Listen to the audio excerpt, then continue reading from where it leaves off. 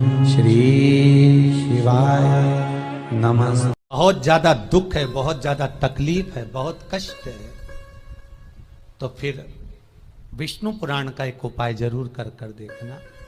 महाराज, विष्णु पुराण में स्पष्ट कहा है कि कार्तिक का प्रथम दिन किसी नदी में स्नान कर कर, तालाब में स्नान कर कर, नदी तालाब नहीं हो तो घर में ही स्नान कर कर, घर के दोनों दरवाजे पर, घर के बाहर दोनों दरवाजे पर घी का दिया लगा दें। उसमें एक कमल गट्टा, किराने की दुकान पे मिलता है काला कलर का कमल गट्टा, एक एक डाल दें नाम और गोत्र बोलकर। और शाम के समय पर एक दिया घर की देहली पर प्रतिदिन कार्तिक के महीने में लगा दें। महाराज, विष्णु पुराण का उपाय।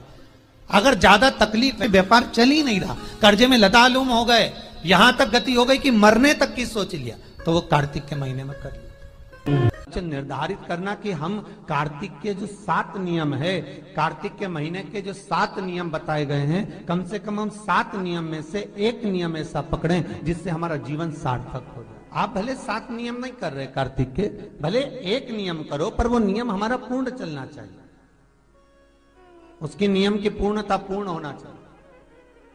आपको कहा था कार्तिक के 7 नियम हैं, उसमें पहला दीपदान, दूसरा तुलसी पूजन, तीसरा भूमि पर शयन, चौथा शरीर पर तेल नहीं लगाना, पांचवा सुंदर दलहन चीजों का त्याग करना, और छठा ब्रह्मचार्य व्रत का पालन करना, और 7वां अपने जीवन में कार्तिक के महीने में चाहे वाणी का संयम हो, चाहे भोजन का संयम हो, चाहे शब्दों का संयम हो, चाहे दृष्टि का संयम हो, चाहे इंद्रियों का संयम हो, वो संयम रखें, वो संयम धारण करना। अब हमें ये ज्ञात करना है कि 7 नियम जो कार्तिक के महीने के होते हैं, कार्तिक माहात्म्य में जो 7 नियम बताए गए होते हैं, इन 7 नियम में से कोई एक नियम हम हमारी जिंदगी में उतार लें, कोई एक नियम हम हमारे जीवन में उतार लें, जिस नियम के बल पर हमें परमात्मा का साक्षीकरण हो जाए।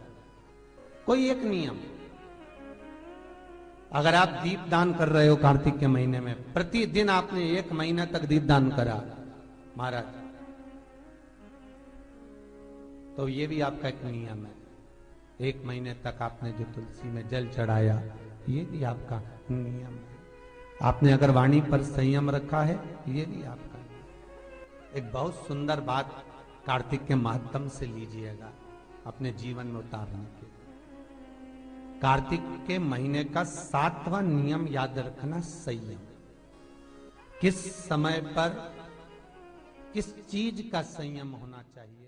कौन सा चंदन है जिस चंदन को भगवान को लगा देने पर, कार्तिक महीने में भगवान को लगा देने पर जीते जी भगवान विष्णु, कृष्ण, राम एक बार गले लगा कर जाते हैं। वो कौन सा चंदन है?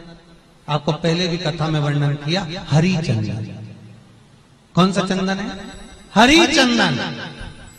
कार्तिक के महीने में हरि चंदन कैसे बनता है?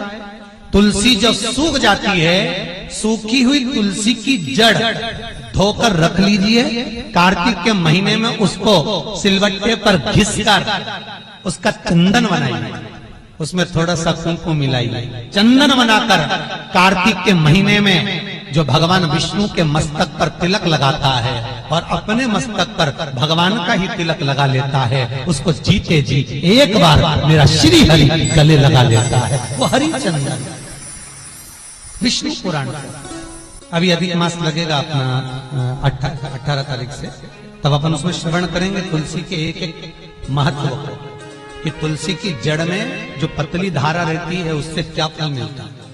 क्योंकि अश्विनी अधिक मास है की बात, तो अश्विनी अधिक मास में एक एक प्रमाण दिया, तुलसी की पत्ती का, तुलसी के बीज का, तुलसी की टहनी का, तुलसी की जो मंजरी होती है, वो मंजरी जब गिरती है तो गिरी हुई मंजरी का क्या फल है, उसका भी प्रमाण अश्विनी अधिक मास में आता है। उसका विष्णु पुराण से लेकर उसको सुनेंगे। हरि चंदन।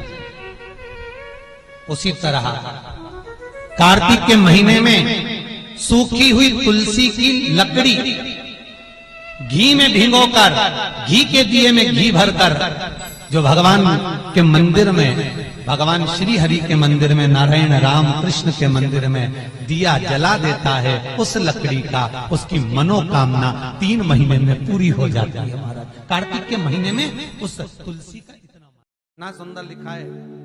कार्तिक के महीने में 10वीं तिथि को जो तुलसी की डंडी को घी में भिगोकर अपनी कामना कर भगवान के सामने दिए में रखकर जला देता है, दिए की तरह उससे आरती उतार देता है, कहते हैं उसका जन्म दूसरी बार पृथ्वी पर नहीं होता, वो भगवान के गोलोक धाम में जिंदगी भर के लिए विराजमान हो जाता है। जिंदगी भर। विष्णु पुराण का 5वां अंश कार्तिक खंड वर्णन करता है, या स्कंद पुराण का कार्तिक खंड को उठा लीजिए, वो वर्णन करता है 24 तरह के दिए होते हैं। कितने तरह के? 24 तरह के दीप होते हैं। उस दीप में सर्वाधिक श्रेष्ठ दीप होता है तुलसी दल।